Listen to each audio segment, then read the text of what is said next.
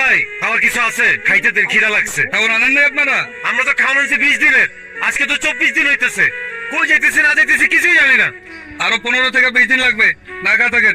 ওই বেটা কি কয় 15 থেকে 20 দিন লাগবো? ওই মেয়ে মজা চান, 20 দিনে কত কাছে 24 দিন হইছে, আরো 20 দিন লাগবো না? একদম আলাদা দিব মাথা। ভাই সত্যি করে কম তো, আরো কয়দিন লাগবো আমাকে? 15 থেকে 20 দিন লাগবো।